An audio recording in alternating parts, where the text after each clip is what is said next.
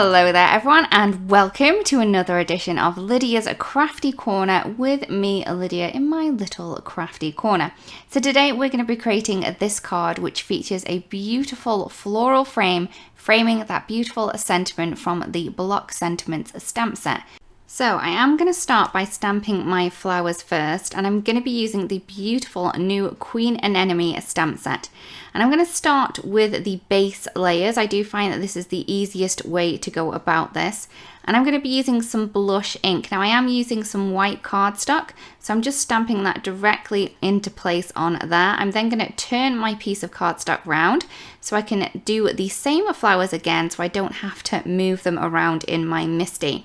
So once that's done, I'm then going to add in the outline layer. Now for these flowers, I do find that the outline layer and the base layer, then the outline layer, then the detail layer is the best way to go around it.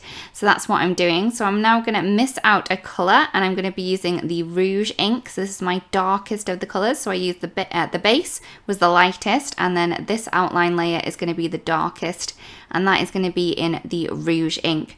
So once I have the outline done, I can then add in the detail layer. So I'm just going to add this into place. So using that outline layer as a guide to where this needs to be. It's really easy to line up this stamp set, I have to say. So once I have those in place, I'm then going to be using the pink pearl to add in this layer. If you do want it darker, you could always stamp this colour twice if you wanted to.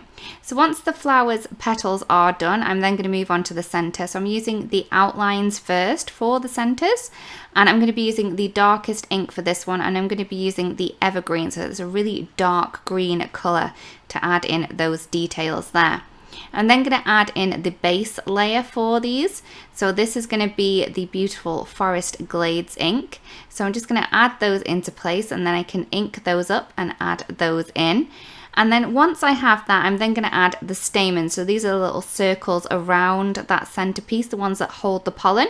So I'm just going to add those into place in the little outline of that center. And for this one, I'm going to be using the pumpkin pie ink to add a little bit of yellow in there. And I do think that this brightens the flower up quite a bit.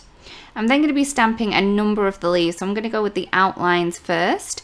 And I'm going to be using the same colors that I used for the flower center. So for these ones, I'm going to be using the Evergreen ink. So I am going to stamp quite a few of these. I'm going to stamp 2 of them, turn the paper around, then move them, and then add another couple that way. So once I have all of the leaf outlines done, I'm then going to move on to the detail layer. And for this one, again, I'm going to use the same color I used for the flower center. So this is the Forest Glades ink. So I'm just going to add that in. If you did want a base layer, you could always use the simple coloring stencil to add a base to these leaves if you wanted to. But I thought it looked quite pretty just with that white showing through, giving a really great kind of highlight look to these leaves. So once all of my flowers and leaves have been stamped, I'm then going to use the matching dies to cut them out.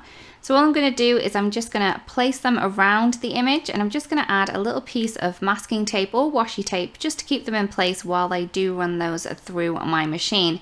So I am using the little mini blossom. It's really, really cute and works really well, and you can see just how well those have cut out.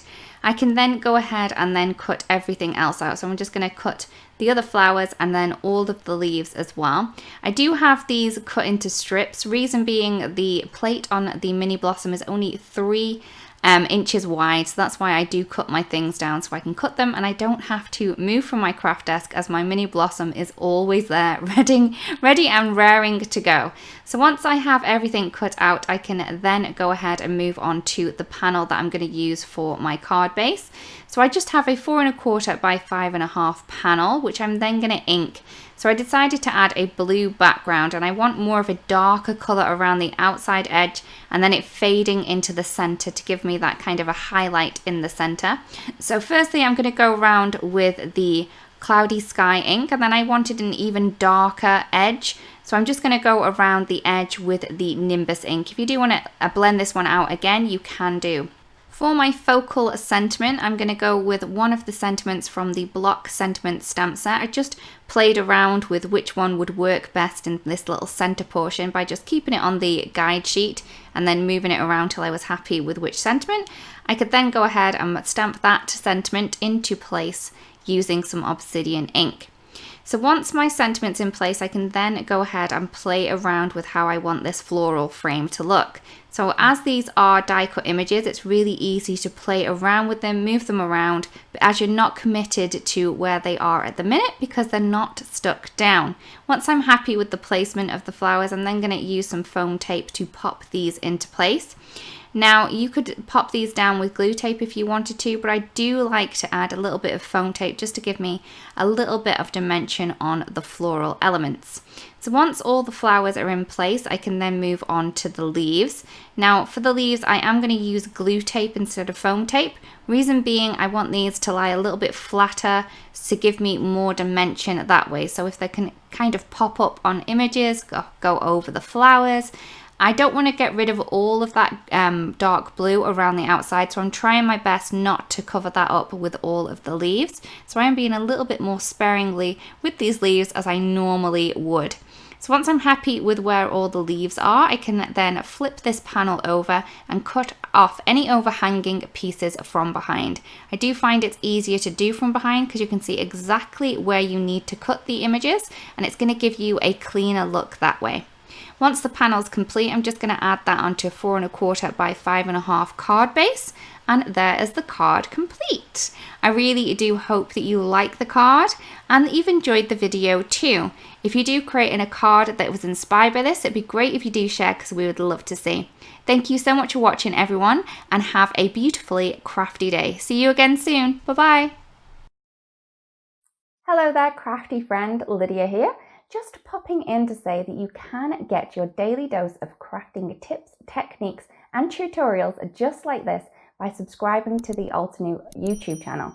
All you need to do is click on that little bell up there and you will never miss a video. Thanks for watching. Bye bye.